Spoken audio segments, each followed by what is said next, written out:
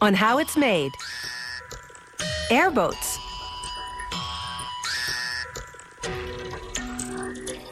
Onions. 3D metal printing. And curved cabinet doors.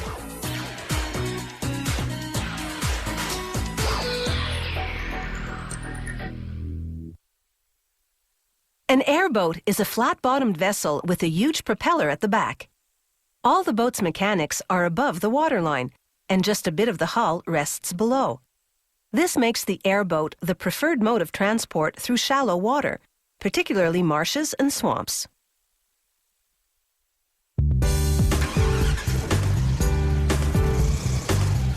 To steer an airboat, large vertical rudders direct the propeller's airflow.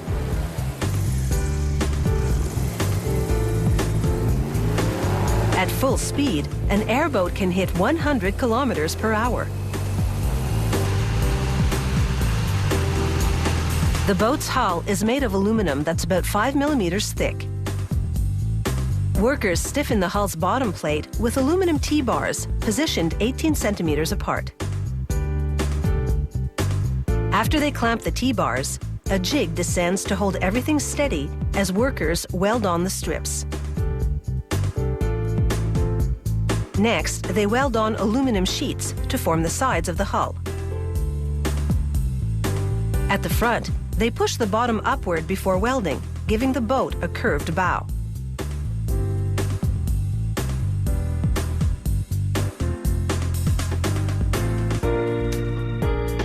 They complete the hull by welding on a sheet across the back to form the transom. To that, they weld a splash plate that prevents water from coming over the edge into the back of the boat.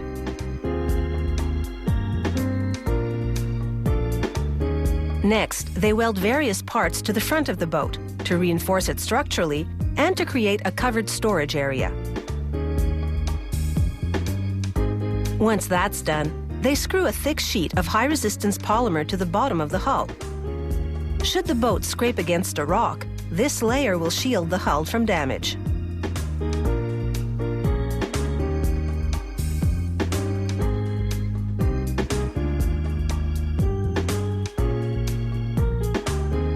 Once that's secured, they paint the inside of the boat with a blend of epoxy and paint.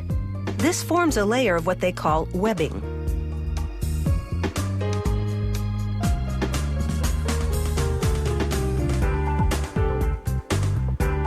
On the outside of the boat, they apply a coat of primer, followed by 2 coats of durable marine paint.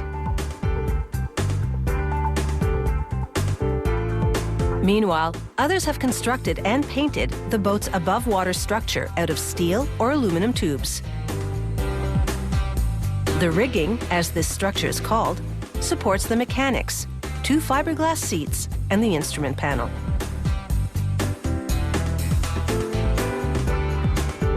They mount a belt-driven reduction unit to the boat's gasoline engine. This unit reduces the propeller speed in conjunction with a pre-assembled set of gears. Without it, the propeller would turn at the same rate as the engine. This would exceed the propeller's operating limits and destroy it. The engine is now ready to take its place at the rear of the rigging. Heavy-duty bolts secure it. Under the engine goes a 190-liter fuel tank. At the very back, an aluminum radiator. Then they bolt the rigging to the hull's T-bars.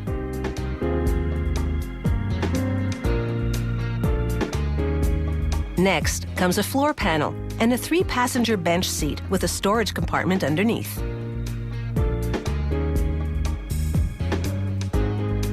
The boat's exhaust system consists of stainless steel pipe, which attaches with band clamps to a header coming off the engine. The other end leads to a stainless steel muffler. From that, an exhaust pipe runs out the rear of the boat. Next, they mount the propeller guard, a stainless steel safety cage that surrounds the engine and propeller. The 3 propeller blades are made of carbon fiber. Aluminum rudders steer the boat by directing the propeller's airflow. Cables or rods connect the rudders to a control stick. Smaller airboats like this one are ideal for hunting and fishing. There are also much larger pleasure models that carry 18 or even more passengers on excursions.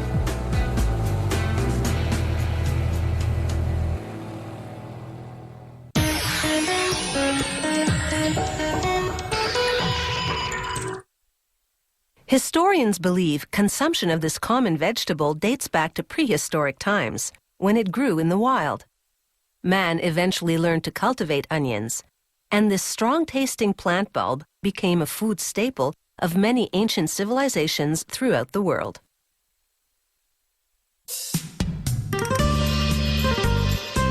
In ancient Egypt, the onion was an object of worship, the inner structure of concentric rings symbolizing the eternal circle of life. Today, mechanical harvesters pull the bulbs out of the ground and lay them out in rows. After drying for a day or two, a tractor collects them into large baskets for storage.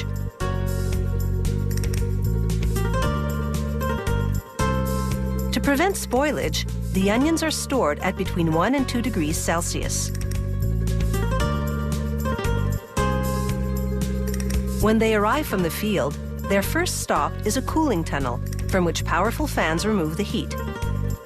The vegetables take about 5 hours to cool down to the storage temperature. The grower separates the onions according to variety and size, then either bags them for sale whole or sells them to a processing plant.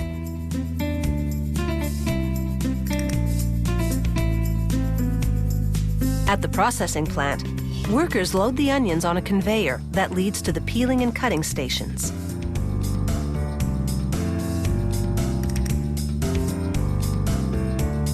A cutter chops off each bulb's top and tail simultaneously. It also scores the skin to prep it for peeling.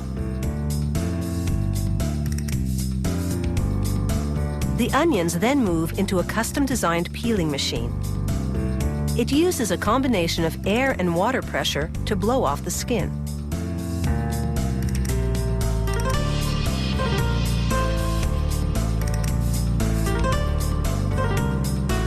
The onions then roll off the peeler and pass before quality control workers who swiftly cut away bruises and any other imperfections, as well as anything the cutter and peeler might have missed.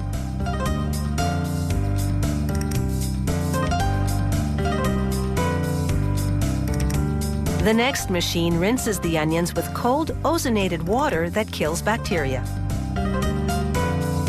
Then the onions pass through a metal detector, just as a precautionary measure. At this point, there's a fork in the processing road. One direction leads to slicing, the other to dicing. On the slicing line, workers load the onions into tubes that feed slicing blades.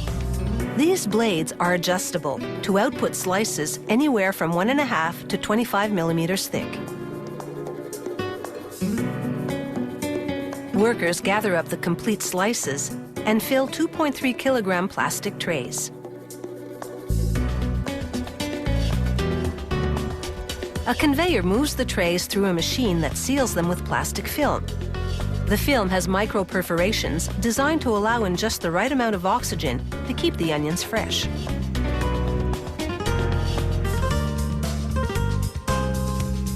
On the dicing line, meanwhile, the onions collide head-on with a rotary blade that chops them to bits ranging from 3 to 25 millimeters in diameter. The diced onions then go for a bath in cold water. Chopping an onion releases juice from its tissue, paving the way for bacteria to grow. This cold water treatment reverses the damage, restoring shelf life. Next, an escalator transports them from a spin dryer to the packaging department. There, an automatic scale portions out the specific weight they're packaging in this production run. When the target weight is reached, a trap door swings open, dropping the portion into the waiting package. Restaurants buy their diced onions in jumbo-sized bags. The filling machine automatically forms plastic into a bag, adds a zipper closure, then seals the bag.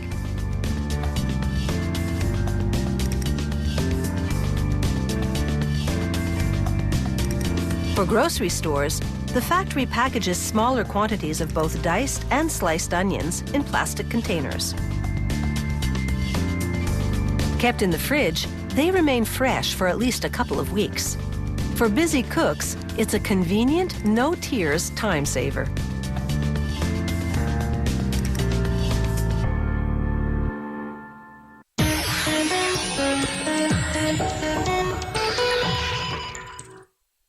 Building complex shapes out of metal typically requires weeks of manufacturing, using tailor-made casts or precise machining techniques. But 3D metal printers are faster and cheaper. They build objects from successive layers of metal powder, which are then fused together at high temperatures.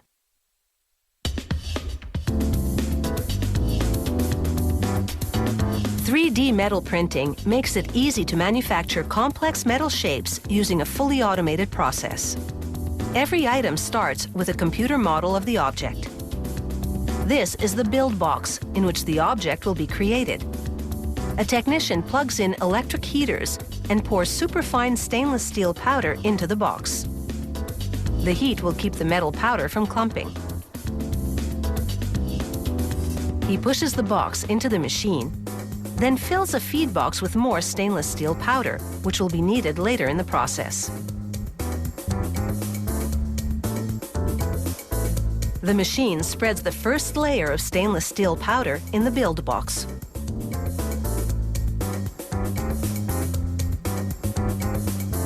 Tubes carry a binding substance to the machine's print head. This binder acts like weak glue and is ejected in very narrow jets by the print head.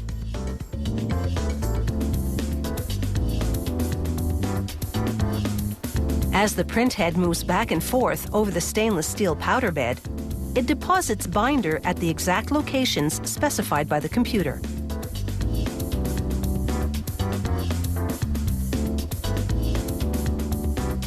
As soon as the print head has finished printing a full slice of the object, powerful overhead heaters ensure the layer is completely dry. A roller applies a new layer of powder a fraction of a millimeter thick. Then the print head adds a new layer of binder. This builds the object from the bottom up. The printing process takes several hours.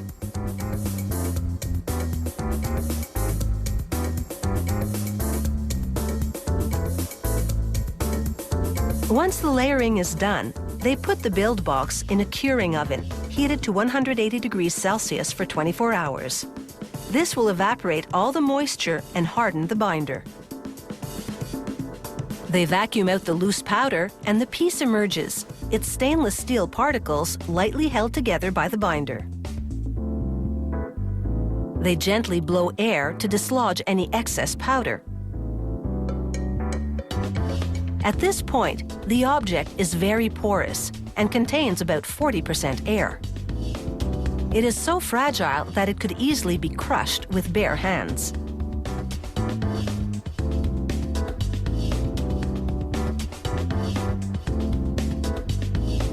Using more stainless steel powder, they prepare another box in which the piece will be infused with bronze. They're making a support structure on which to rest the pieces during the next phase of the process.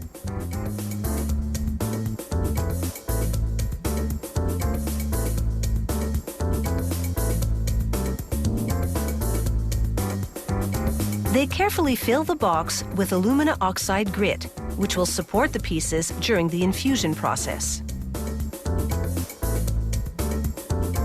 This dam prevents the grit from leaking out. Now, they pour in bronze powder. The piece is then heated in a furnace at 1100 degrees Celsius for 24 hours. This melts the bronze, which then gets sucked up into the piece like water by a sponge. Infused with bronze, the piece is now solid metal.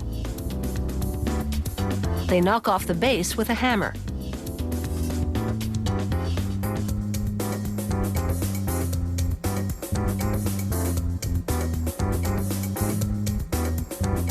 It's taken just a few days to build this intricately designed piece of hardware.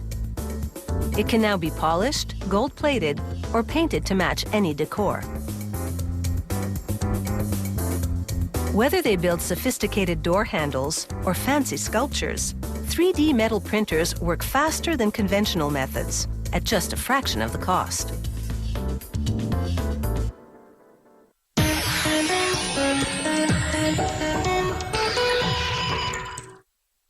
To create classic, elegant style in a kitchen or bathroom, decorators typically use traditional materials such as wood and marble. Curved cabinets can heighten that effect, but their unique style comes at a higher price because, for the most part, these elegant doors must be custom-ordered and handmade.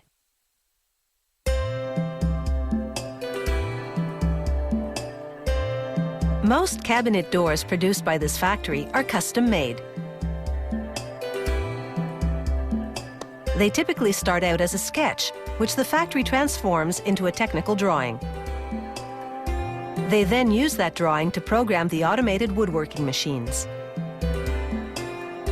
After cutting all the pieces of wood they'll need, they run each one through a planer.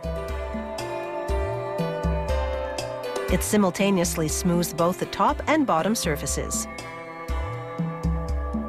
A cabinet door consists of a center panel surrounded by a frame. This machine, called a molder, carves the frame's two vertical pieces and cuts a groove on one edge, into which the center panel will fit. To construct that center panel, a worker feeds planks through a wood shaper that bevels their edges. The angle of the bevel is such that, when the pieces line up side by side, they'll form a curve. After trimming the pieces to the length of the center panel, another worker runs them through a glue applicator, which coats the beveled edges in adhesive. Then she lines up the pieces in an assembly fixture that's been adjusted to the center panel's width and radius.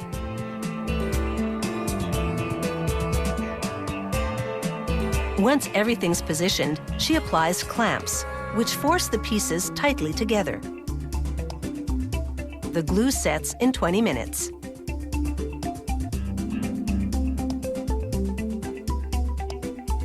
Once the glue cures to full strength, the piece goes onto a computer-guided router. It rounds both sides of the panel for a smooth, seamless look.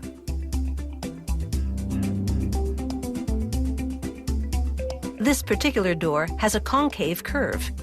Others can have a convex curve or a crossbow curve, which is S-shaped.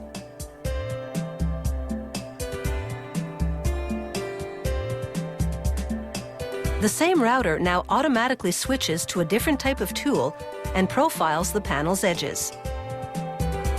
It also carves a tongue that fits into the groove in the frame pieces.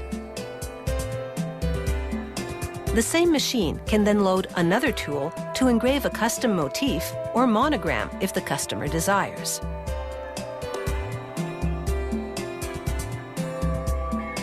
Next, a computer-guided sander smooths out the panel, preparing the wood for stain or paint later on.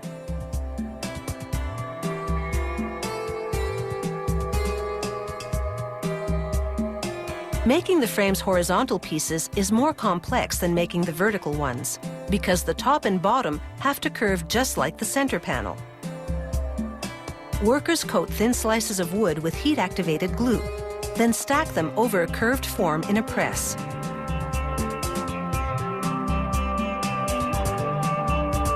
The press squeezes the slices tightly together.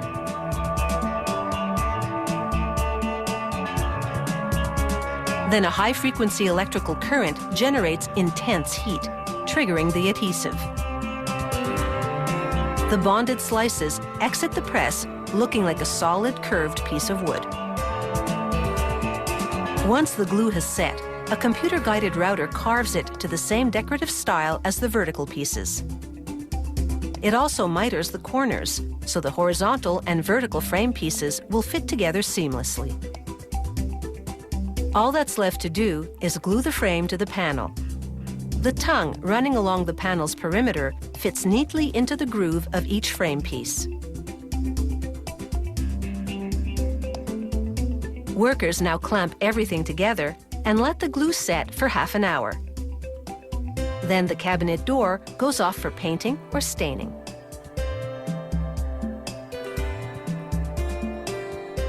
This factory produces curved cabinets in 10 different types of wood and dozens of colors and finishes, opening the door to endless design possibilities.